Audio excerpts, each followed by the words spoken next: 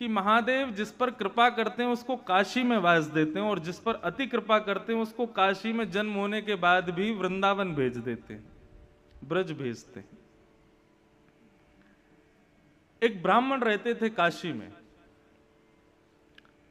और उनके कोई संतान नहीं थी। बहुत ध्यानपूर्वक सुनिएगा। महादेव के चरणों में जाकर के उन्होंने अनन्य उपासना की, खूब तपस्या की। उनके भाव से प्रसन्न होकर के महादेव प्रकट हो गए, और प्रकट होकर के बोले, विप्रदेव वर मांगो, क्या चाहिए?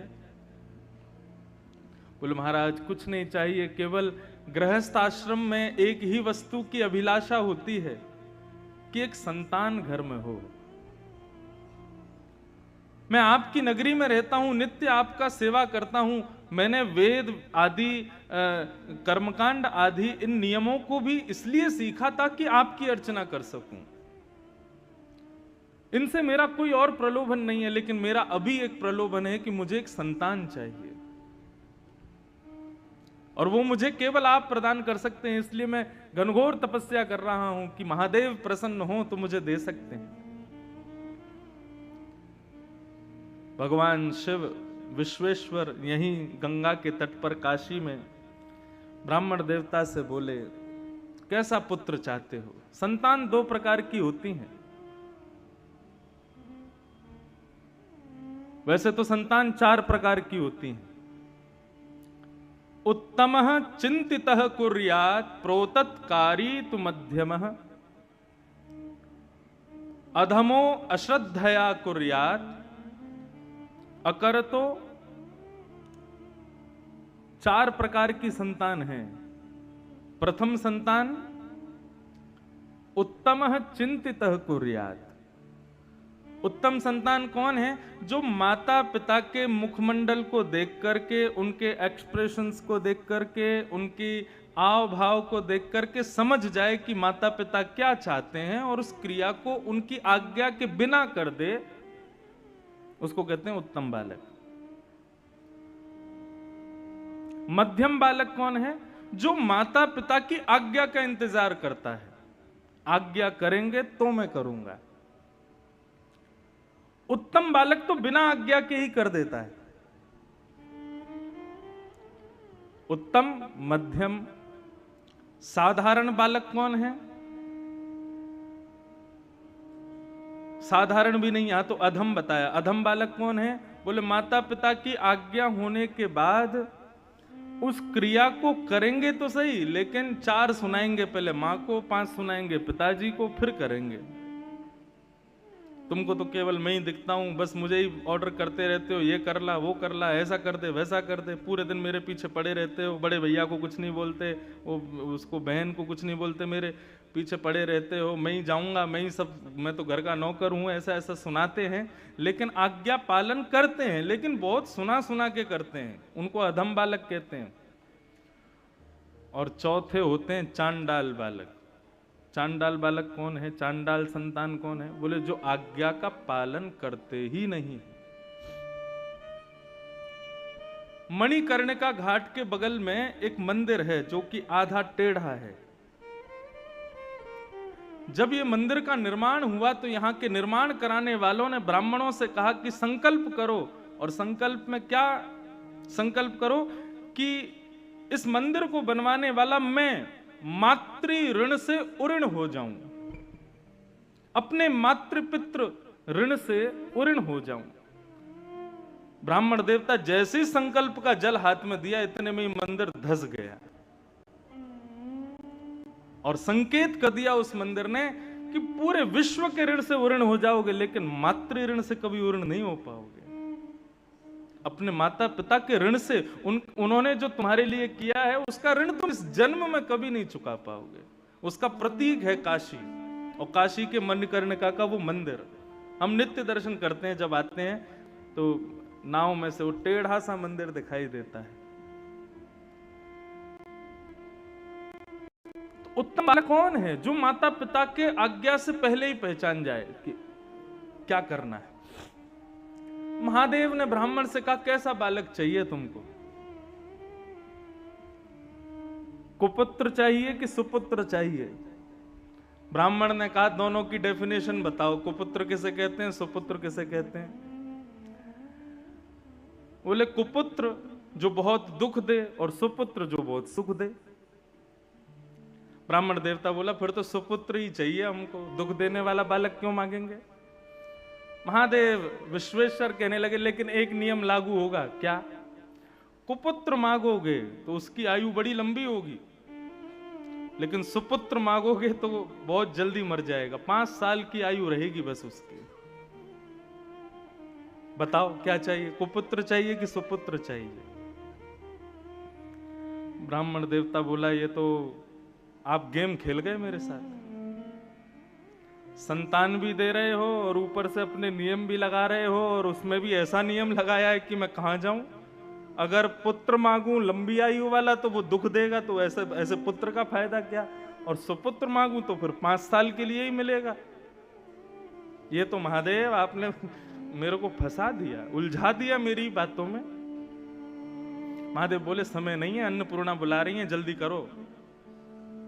तो बोले, प्रभु लंबे दुख से अच्छा तो क्षण भर का सुख है, तो आप कृपा करो सुपुत्र बालक दो। मैं ठीक है 5 साल ही सही, उस सुख तो पाऊंगा, संतान दो।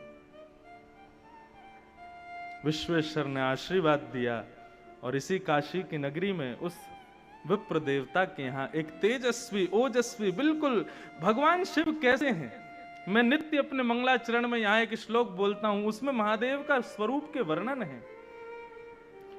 ध्याये नित्यम महेशम रजत गिरिनिभम चारु चंद्रावतंशम। शंकर जी का स्वरूप कैसा है? देखो बंधुओं, भगवत तत्व जो है ना, ये देखने का विषय नहीं है। लोग कहते हैं आपने भगवान को देखा, अरे हम अपनी आंखों से अपनी खुद की नाक नहीं देख सकते जब तक शीशा आगे ना हो। आंखों के कितनी पास होती है नाक, देख सकते हो? अपना खुद का चेहरा नहीं देख सकते हम अपनी ही आंखों से, हम उस ईश्वर को देखने की बात करते हैं। ईश्वर देखने का विषय नहीं है, ईश्वर अनुभव का विषय है। प्रेम करने का विषय नहीं है, प्रेम अनुभव का विषय है। आनंद प्राप्त करने का विषय नहीं है, आनंद अनुभव का विषय है। और जो अनुभव का विषय होता है ना, उसका कभी वर्णन नहीं किया जा सकता। जो आपने देख लिया, जो आपने छू लिया, उसका आप वर्णन कर सकते हो, लेकिन जिसको आपने अनुभव किया है उसका आप वर्णन नहीं कर सकते। और श्री नारद जी नारद भक्ति सूत्र में कहते हैं, बोले प्रेम क्या है? बोले प्रेम स्वरूपम अवर्णनीयम। जिसका कोई वर्णन ना कर सके वही प्रेम है। आपने जिसका बखान कर दिया, जिसका वर्णन कर दिया, वो सब कुछ हो जाएगा, लेकिन प्रेम नहीं हो सकता, वो आनंद नहीं हो सकता, वो भगवान नहीं हो सकते।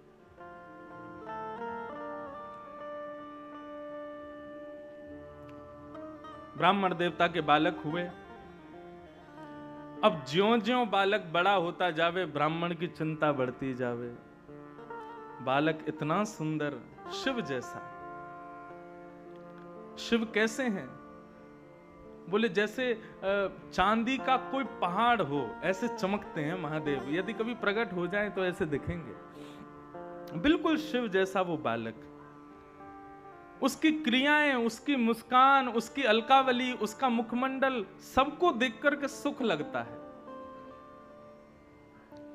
लेकिन पिता नित्य चिंता करते हैं कि ऐसे बालक का क्या फायदा, 5 साल बाद तो चले जाना है। धीरे धीरे वो बालक बड़ा हुआ और नित्य उसको गंगा स्नान कराते, नित्य विश्वनाथ का दर्शन कराते, नित्य काशी के संतों को प्रणाम करवाते, काशी के विद्वानों के सन्मुख ले जाकर के बैठाते। उस बालक की ऐसी स्थिति हो गई, वो सबको प्रणाम करता था। एक बार जब उसकी आयु 4 वर्ष की हो गई, 1 साल की आयु रह गई, तो उस बालक को लेकर के उसके पिता एक संत के पास गए और रोते हुए अपना दुख दर्द बताया। बोले महाराज, महादेव ने मुझे ये दिया है, लेकिन इसकी आयु केवल 5 साल की है, और ये 4 साल का हो गया, मैं इसके बिना रह नहीं पाऊंगा। आप कैसे भी इसको जीवित रखो, इसकी आयु बढ़ाओ। आप संतों में ताकत है, आप चाहो तो महादेव को कह सकते हो मेरा भाव।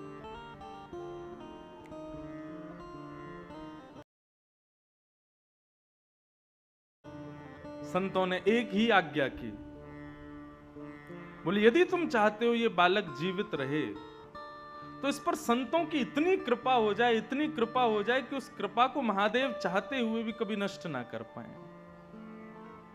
और वो कब होगा?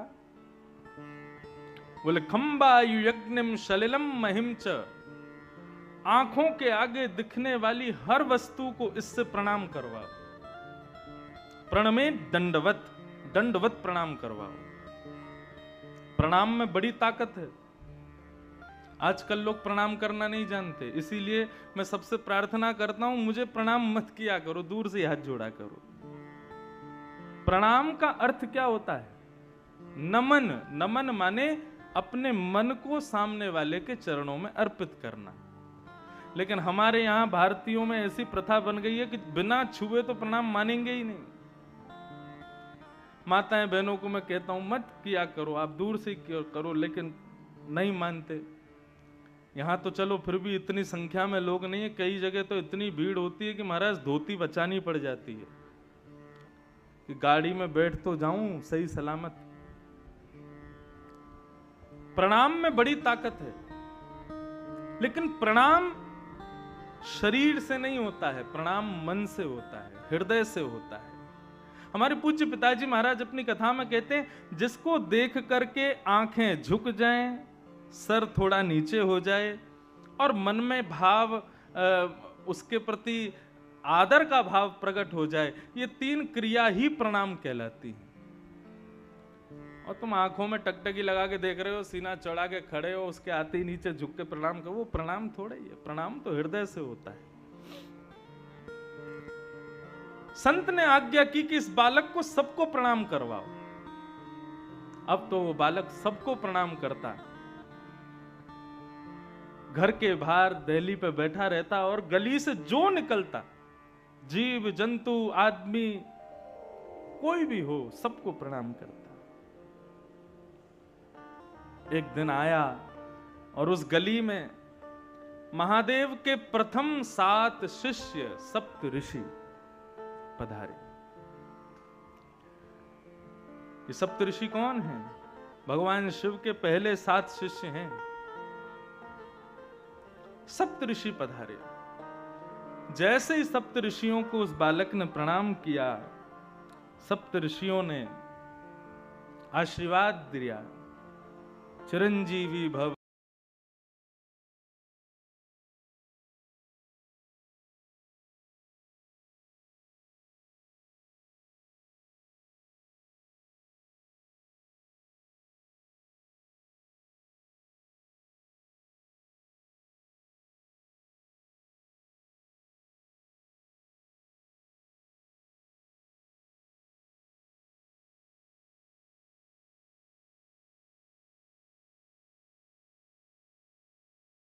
सप्त ऋषि हैं, महादेव के शिष्य हैं।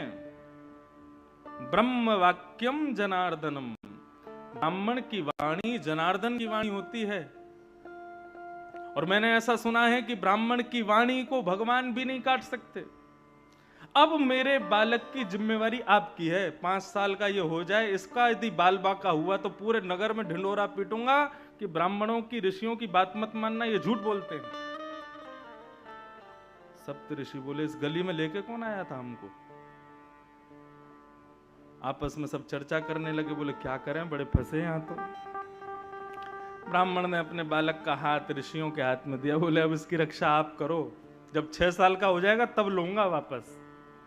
5 साल में एक वर्ष चिंता में नहीं रह सकता, अब आप इसको संभालो। सप्त ऋषि उस बालक को लेकर के बैठ गए, बोले क्या करें। महादेव से तो आर्ग्यूमेंट कर नहीं सकते, हमारे गुरु हैं। शिष्य को चाहिए कि गुरु से कभी कुछ इस प्रकार का वाद संवाद ना करे। तब ऋषियों ने विचार किया, बोले सृष्टि के रचयिता ब्रह्मा हैं, ब्रह्मा के पास चलो, वही कुछ कर सकते हैं। ब्रह्मा के पास उस बालक को लेकर के गए और जाकर के जैसे ही सप्त ऋषियों ने प्रणाम किया, सप्त ऋषियों के प्रणाम के बाद उस बालक ने प्रणाम किया। और प्रणाम में तो वो इतना निपुण था, लेट करके बिल्कुल दंडवत, डंडे की तरह सीधा होकर के बिल्कुल प्रणाम करता, फिर उठ करके फिर खड़ा होकर के फिर दोबारा प्रणाम करता, फिर उठ करके फिर खड़ा होकर फिर दोबारा प्रणाम। उसके प्रणाम को देख करके ब्रह्मा जी इतने मोहित हो गए, इतना छोटा सा बालक 4 वर्ष का क्या अद्भुत प्रणाम कर रहा है। महादेव ब्रह्मा जी ने उसको आशीर्वाद दिया, चिरंजीवी भव, चिरंजीवी भव, चिरंजीवी भव। सप्तऋषि बोले हमारी बला कटी, अब इनकी जिम्मेवारी है। हंसने लगे सप्तऋषि। ब्रह्मा जी कहने लगे, बोले भैया हंस क्यों रहे हो? बोले काशी के एक ब्राह्मण का बालक है ये, और साक्षात देवादिदेव विश्वनाथ प्रभु ने ये बालक प्रदान किया है, और ये कह करके दिया है कि ये केवल 5 साल जिएगा। 4 साल का हो गया, इसका अंतिम वर्ष चल रहा है। हमने इसको चिरंजीवी भव का आशीर्वाद दिया, तो इसके पिता ने हमको ये बात बताई, हमने ला करके इस बालक को आपसे प्रणाम करा दिया। ब्रह्मा जी बोले तो तुमने अपनी बला मुझ पर डाल दी, अपनी चिंता मुझ पर डाल दी। बोले तो फिर क्या करते हम, हमसे चिंता सहन नहीं हो रही थी, अब आप ही इसकी रक्षा करो, और यदि आपकी वजह से इसकी रक्षा नहीं हुई तो हम तीनों लोकों में ढिंडोरा पीटेंगे कि ब्रह्मा के पास शक्ति नहीं है, ब्रह्मा झूठ बोलता है। ब्रह्मा जी बोले बड़े चतुर हो तुम लोग। बोले ये चतुराई इसके पिता से हमको मिली। ब्रह्मा जी बोले अब तो फिर एक ही उपाय है, स्वयं विश्वनाथ यदि चाहें तो ये बालक जी सकता है। और उस बालक को गोद में लेकर के ब्रह्मा सीधे पहुंचे महादेव के पास। ब्रह्मा जी ने प्रणाम किया, और ब्रह्मा जी के उठते ही महाराज उस बालक ने जो दंडवत प्रणाम किया शिव को, बाकी सब तो बैठे बैठे उसका प्रणाम देखते थे, लेकिन महादेव तो उठ करके गए और बालक को हृदय से लगा लिया। बोले बालक चिरंजीवी भव, चिरंजीवी भव।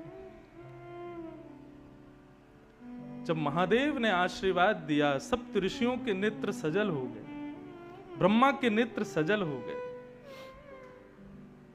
और सबने बताया, बोले महादेव परंतु ये कैसे संभव होगा, ये बालक आपने ही प्रदान किया है एक ब्राह्मण को, और इसकी आयु केवल 5 वर्ष की आपने बताई थी। महादेव को याद आया, बोले अरे ये तो वो प्रकांड विद्वान एक ब्राह्मण, उनका बालक है क्या? बोले हाँ, ये आपने ही तो दिया है, अब आप इसको चिरंजीवी कैसे बनाएंगे? बोले मेरी जिम्मेवारी है, तुम लोगों ने मुझे दी है, तो अब मैं देखता हूं कि यमराज इसका बाल बांका कैसे करता है, और वैसे भी ये मेरा ही है। महादेव ने अपना स्वरूप शिवलिंग उस बालक को प्रदान किया और कहा बेटा यहां काशी गंगा के तट पर बैठो, और नित्य प्रातःकाल स्नान करके इस पर बिल्व पत्र चढ़ाना, राम राम मंत्र का जाप करना, और कभी कभी ओम नमः शिवाय का जाप करना। तुम्हारा कोई काम नहीं है, पूरे दिन केवल मेरे इस शिवलिंग पर तुम बिल्व पत्र चढ़ाते रहो। वो बालक नित्य विश्वनाथ की आज्ञा से उस शिवलिंग की पूजा करने लगा।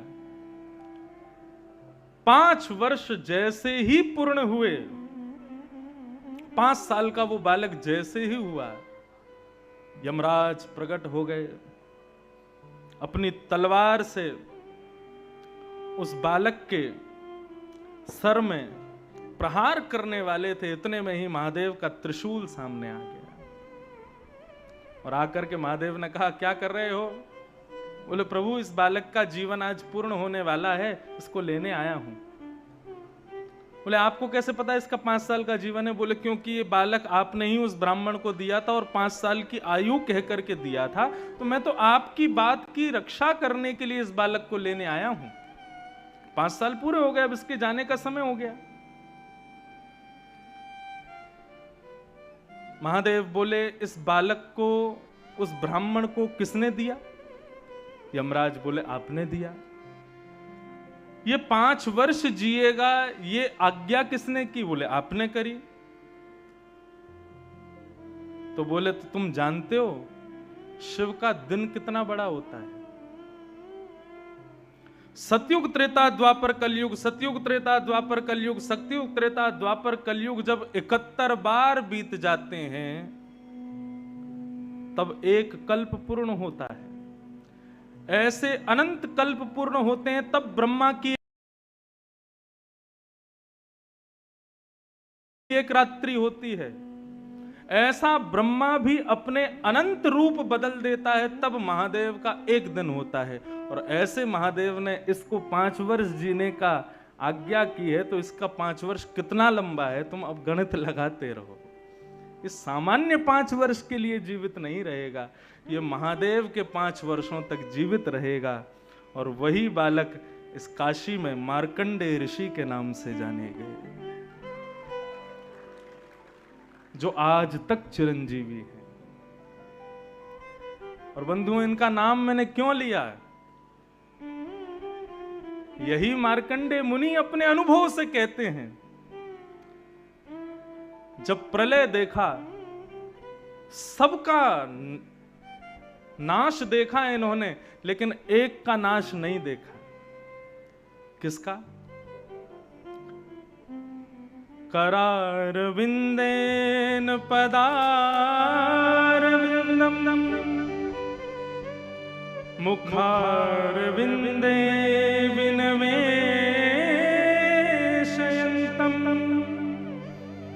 वटस्य पत्रस्य पुटे शयानम् वालं मुकुंदम मनसा स्मरामि। श्री कृष्ण गोविंद हरे मुरारे, हे नाथ नारायण वासुदेव,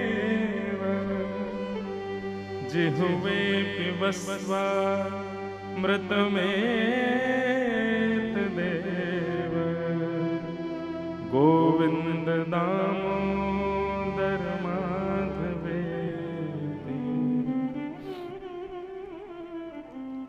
ये बात मैं इसलिए कह रहा था कि मार्कंडेय ऋषि को इतनी लंबी आयु भगवान ने दी, महादेव ने दी, विश्वनाथ ने दी। किसके लिए दी? ताकि वो हमारे कन्हैया के आश्रित हो जाएं, ताकि वो हमारे बाल मुकुंद का दर्शन करें। कैसा दर्शन किया? मार्कंडेय मुनि ने तपस्या की और तपस्या करके भगवान से प्रार्थना की, मैं प्रलय देखना चाहता हूं, प्रलय कैसी होगी। भागवत के 11 स्कंद में, 12 स्कंद में प्रलय का दर्शन आता है मार्कंडेय मुनि का। और जब भगवान ने मार्कंडेय ऋषि को प्रलय का दर्शन कराया, सब कुछ जल निमग्न हो गया। तभी वो देखते हैं कि एक बट का पत्ता तैरता हुआ आ रहा है। मार्कंडेय मुनि ने ऊपर चढ़कर के जैसे ही देखा तो क्या देखा? करार विंदे, अपने हाथों से, करार विंदेन पदार विंदम, अपने हाथ, दोनों हाथों से अपने एक पैर को पकड़ करके, मुखार विंदे विनवेशयंतम, अपने चरण के एक अंगूठे को एक नन्हा सा बालक पी रहा है। करार विंदेन पदार विंदम मुखार विंदे विनवेशयंतम वटस्य पत्रस्य पुटे शयानम बालम मुकुंदम मनसा स्मरामि। सबका प्रलय हो गया, नन्हे से हमारे गोपाल जी का प्रलय नहीं हुआ। ये दर्शन मार्कंडेय ऋषि ने किया। भगवान अपने पैर का अंगूठा क्यों पीते हैं? ठाकुर जी कहते हैं पूरा विश्व इसको पीता है, इनको धो धो के। ये क्या है? ये ठाकुर जी के अंगूठे का जल ही तो है। आज हमारे वेद पंडित जी बहुत बढ़िया बात बता रहे थे। बोले कि देखो महाराज जी, गंगा जल को सब लोग मुख से लेते हैं, सिर से लगाते हैं, स्नान करते हैं, लेकिन महादेव, बोले महादेव तो गंगा जी को ही मुकुट बना के पहनते हैं, अपने सिर पर ही धारण करते हैं। बोले श्री नारायण के चरणामृत उसको नीचे भी नहीं आने देते, अपनी जटाओं में बांध करके रखते हैं। सबके अलग अलग सुंदर सुंदर मुकुट हैं। किसी का स्वर्ण का मुकुट है, किसी का पद्मराग का मुकुट है, किसी के अन्य अन्य धातुओं के मुकुट हैं, लेकिन महादेव का मुकुट क्या है? बोले गंगा ही उनका मुकुट है, श्री कृष्ण चरणामृत ही उनका मुकुट है।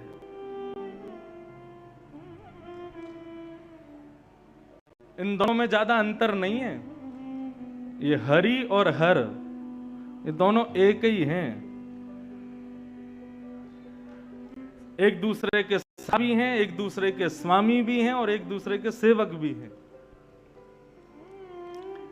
तीनों की महिमा, दोनों की महिमा अद्भुत है। एक वैष्णव ने मुझे एक बढ़िया भजन लिख के भेजा और कहा, महाराज जी आप वहाँ कथा कर रहे हैं विश्वनाथ की नगरी में, तो ये जरूर गाइएगा। मैंने कहा हाँ भैया जरूर गाएंगे। कैसा स्वरूप है दोनों का। हरि हर एक है दोनों, हरि हर एक है दोनों, ना ये कम है ना वो कम है। हरि हर एक है दोनों, ना ये कम है ना वो कम है। हरि हर एक है दोनों, ना ये कम है ना वो कम है। हरि हर एक, करताल बजा के गाओ। ये कम है ना वो कम है। ओ हरि हर एक है दोनों, ना ये कम है ना वो कम है। हरि हर एक है दोनों, ना ये कम है ना वो। कैसे? ये रहते क्षीर सागर में, वो रहते हैं हिमालय में। ये रहते क्षीर सागर में, वो रहते हैं हिमालय में।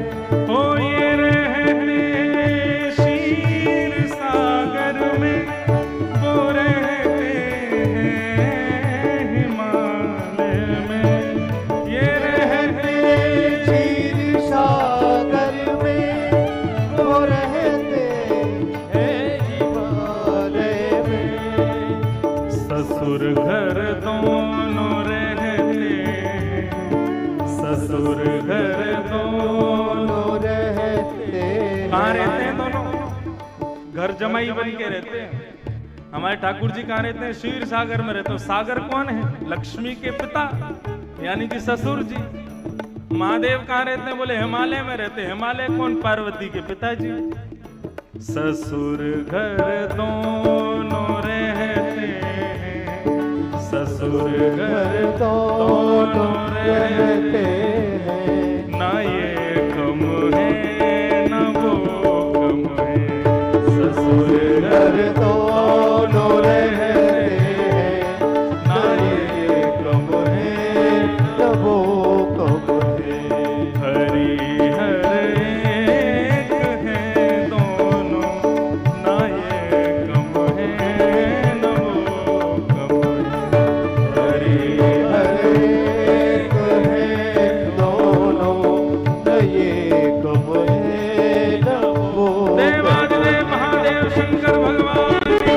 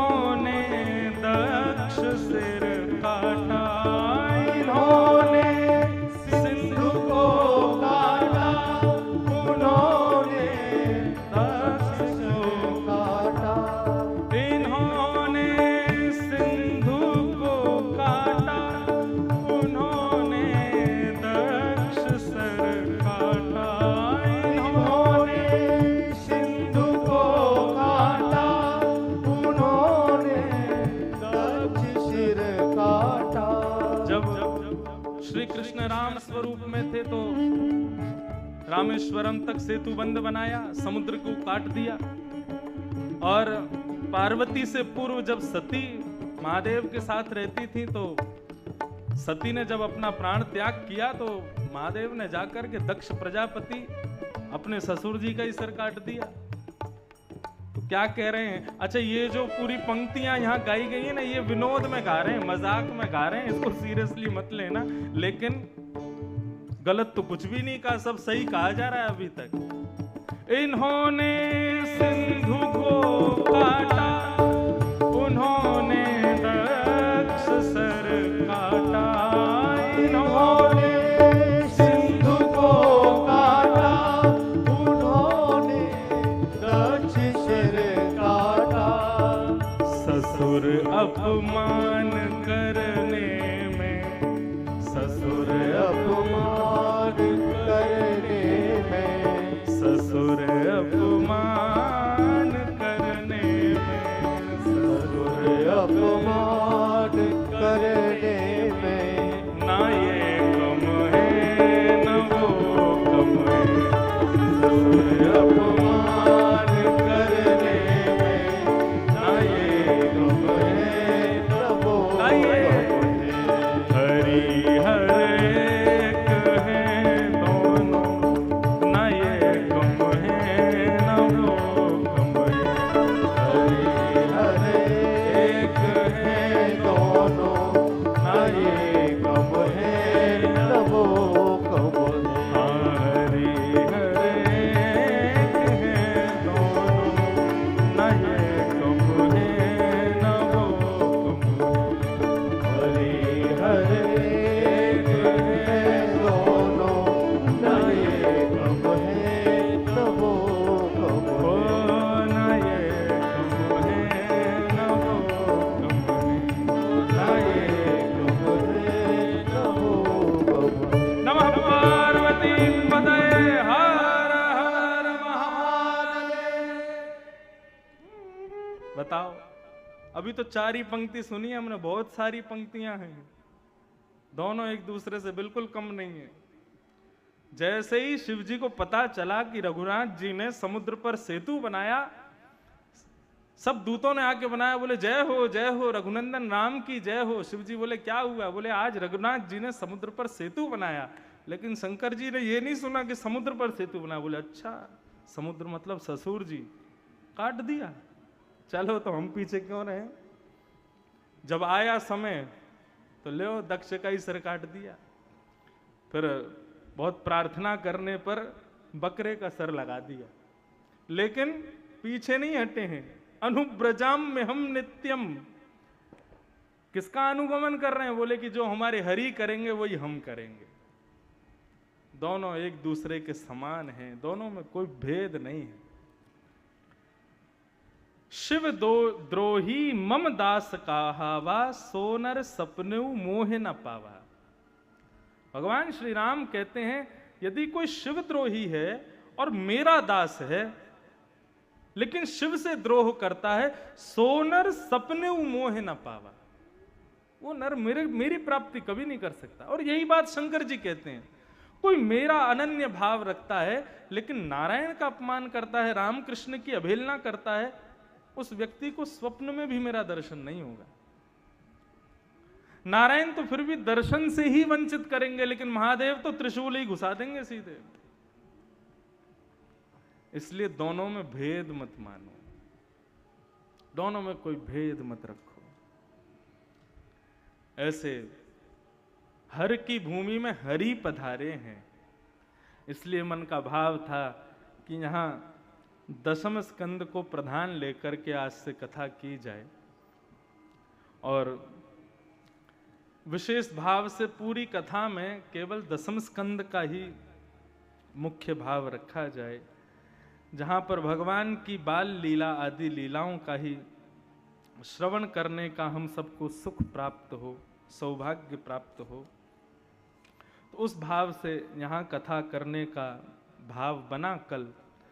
तो आज से हम लोग दशम स्कंद ही प्रारंभ करेंगे ताकि महादेव को ठाकुर जी की मधुरतम लीलाओं का श्रवण करा सकें, क्योंकि यहाँ के मुख्य श्रोता वे ही हैं, वही सुनने के लिए यहाँ पर पधार रहे हैं। आज छठ का उत्सव है, पूरी वाराणसी में उत्सव मन रहे हैं, सुनाई दे ही रहा है। लेकिन कभी कभी लगता है संसार कितना बदल गया। और मैं कहूं तो सुनने में अटपटा भी लगेगा, मेरी उम्र ही कितनी, आप लोग तो इतने बड़े बड़े बैठो, आपने देखा होगा बदलता हुआ संसार। पहले हमारे यहाँ के पर्वों में मध्यम सुगम संगीत होता था, ब्राह्मणों के द्वारा सुंदर वेद पाठ आदि करके और घर के सदस्य जन जो हैं पूजा आदि करते थे, दीपावली, होली का दहन और आदि आदि पर्वों को मनाते थे। लेकिन आजकल हम लोगों की स्थिति देखो, सुन लो कितनी जोर से आवाज आ रही है, छठ उत्सव मनना है। जब मैं नौका से उतर रहा था तो इतना भयंकर डीजे बज रहा था, लेकिन जब मैंने कान लगा के सुना तो वो छठ का कोई भजन चल रहा था। मैंने कहा भजनों की स्थिति देखो क्या हो गई। देवताओं में और दैत्यों में अंतर क्या था, यही तो था। दैत्य कौन? जो सारे नियमों का उल्लंघन करते हुए क्रियाएं करें, वो दैत्य हैं। और देवता कौन? जो हर चीज का ध्यान रखे। कल आपके यहां कथा पूरी करके जब मैं वापस पहुंचा तो जहां हम रह रहे हैं वो बिल्कुल शुद्ध काशी है, बनारस है शुद्ध।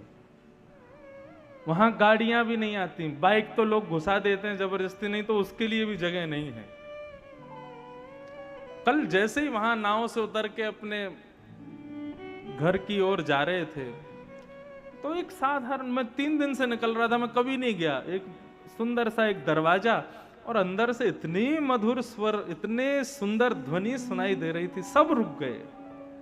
और भीतर जब जाकर के देखा तो महादेव के अनन्य प्रेमी पुत्र गणपति विराज रहे हैं और सामने छोटे छोटे 3 बालक क्या अद्भुत शास्त्रीय संगीत गा रहे थे। उनका स्वर सुन करके हम लोग कम से कम 20 मिनट तक वहीं खड़े रहे और मानो ऐसा लग रहा था जैसे मसनद पर ऐसे कोई अपना हाथ रख करके बिल्कुल आनंद के अंदाज में पूरे जगत से निवृत्त होके बिल्कुल जैसे एकांत में बैठ के कोई डिस्टर्ब ना करे और गणपति बैठ करके स्वर सुन रहे हैं। वो सुनकर के मन स्तब्ध हो गया, कुछ कहने की इच्छा नहीं हो रही थी। कोई बोल भी रहा था तो मैं कह रहा था शांत हो जाओ, कोई हल्ला मत मचाओ, उनको सुनो क्या गा रहे हैं। वो हृदय स्पर्शी था, आत्मा को स्पर्श कर रहा था। लेकिन आजकल हम मानवों को क्या हो गया है, यदि कोई शास्त्रीय संगीत गाने वाला आ जाए तो महाराज जितनी भीड़ होती है उससे भी कम हो जाती है, पंडालों में चले जाते हैं उठ के लोग, नहीं समझ में आ रहा, नहीं सुन सकते। ये हमारा अभाग्य है, वो तो अपने अपने स्थान पर पूर्ण है। हम में इतनी क्षमता नहीं है, हम में इतनी योग्यता नहीं कि हम उसको सुन सकें। पंडित जी घर पर पूजन कराने आते हैं तो यजमान लोग पहले कह देते हैं पंडित जी 15 मिनट में ही करा देना, पूजा है 1.5 घंटे की। लेकिन पंडित जी को पहले ही कह देंगे इससे ज्यादा समय मत लगाना। जहां आधा घंटा जाने लग जाता है तो पंडित जी को घड़ी दिखाने लगते हैं, अब जल्दी कराओ हमको जाना है। वो नौकर नहीं है तुम्हारे। महादेव भी जिनको देख करके प्रणाम करते हैं, वैष्णवानाम यथा शंभु, वो ब्राह्मण हैं। ये हम लोगों का अभाग्य है कि हम लोग अपने वैदिक शास्त्रों से, अपनी वैदिक क्रियाओं से, अपने पुराने समय के जो हमारी धरोहर है, हम उनको छोड़ते जा रहे हैं धीरे धीरे। लेकिन फिर मन में भाव आता है तस्मात् केनाप्युपायेन मनः कृष्णे निमेषयेत्। इतना घनघोर कलिकाल चल रहा है, इतने में भी लोग पूजा तो कर रहे हैं, छठ पूजा कर रहे हैं, भले डीजे चला के कर रहे हैं, कर तो रहे हैं, तो लगता है कम से कम कुछ ना से तो ये अच्छा है। लेकिन बंधुओं, अपनी धरोहरों को छोड़ो मत, वो हमारा सर्वधन है। प्रयास किया करो कि जितना उसके समीप रह सकें हम रहें। ये वेस्टर्न कल्चर नहीं है तो क्या है, इतना तेज संगीत बजाना जोर जोर से। अब गणपति उत्सव होता है, गणपति विसर्जन करने जाते हैं, पहले ढोल नगाड़े जाते थे, गाते हुए लोग जाते थे, फिर धीरे धीरे बैंड बाजे आ गए, अब बैंड बाजे भी खत्म, अब तो डीजे आ गया है। और आजकल तो ऐसे डीजे चलने लगे हैं कि घर की खिड़कियां हिलती हैं उनके धमक से, हृदय कभी कभी लगता है निकल के बाहर ना आ जाए। और उतना तेज घमक उतना महंगा डीजे, लोग बुलाते हैं उसको। क्या हो रहा है हम लोगों को, कहां की ओर जा रहे हैं हम लोग। श्रावण में शिवरात्रि आदि, श्रावण के समय में, शिवरात्रि के समय में रात रात भर रंगीन लाइटों से महाराज भर दिया मंदिरों को, और उसमें दुनिया भर के फिल्मी गाने चला रहे हैं।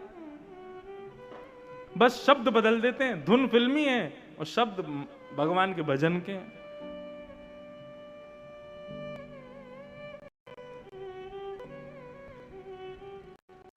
अपनी तत्वता को मत छोड़ो, देव बने रहो, दैत्य मत बनो। देव भी मत बनो, दैत्य भी मत बनो, इंसान बने रहो। आपको पता है जानवर को उसका धर्म नहीं सिखाना पड़ता। शेर जानता है मेरा धर्म क्या है, हिरण जानता है मेरा धर्म क्या है, गौ जानती है मेरा धर्म क्या है, सूकर जानता है मेरा धर्म क्या है। मानव को ही समझाना पड़ता है तेरा धर्म क्या है, सीख ले, इंसान बन जा, मानव बन जा। क्योंकि हम सब भूल निकल चुके हैं उस मार्ग से आगे। तो छठ पूजा की सबको बहुत बहुत बधाई, शुभकामना। तो हम लोग आज मन में विचार आया कि दसम स्कंद से ही कथा को प्रारंभ करें, और फिर ठाकुर जी के चरणों में ये दसम स्कंद के भाव से ही आगामी 5 दिनों तक इसी को ही श्रवण करेंगे, जहां पर भगवान की सुंदर मधुर लीलाओं का श्रवण लाभ हम सबको प्राप्त होगा।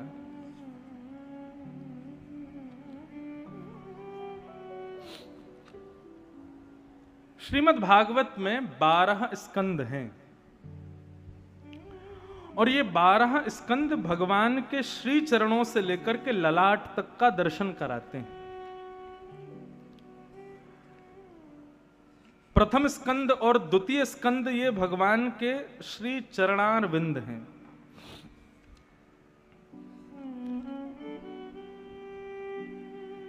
ध्यान से सुनिएगा, 12 स्कंद पूरी भागवत का दर्शन।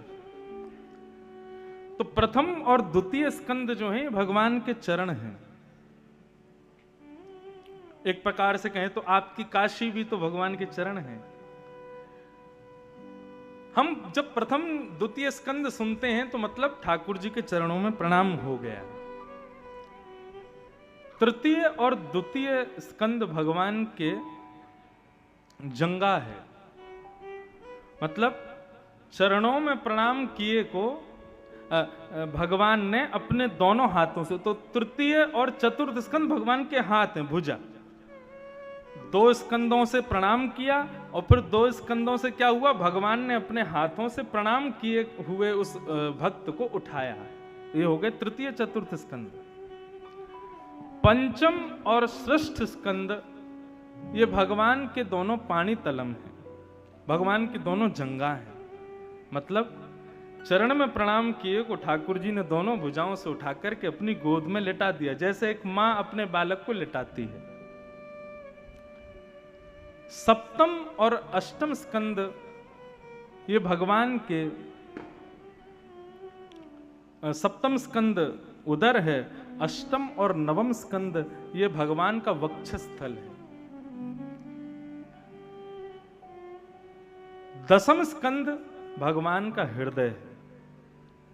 तो भगवान क्या करते हैं, जिस प्रकार मां अपने भूखे बालक को अपने पास बुला करके अपना पयोधर का पान कराती है, ऐसे ठाकुर जी दसम स्कंद के भाव से हमको तृप्त करते हैं।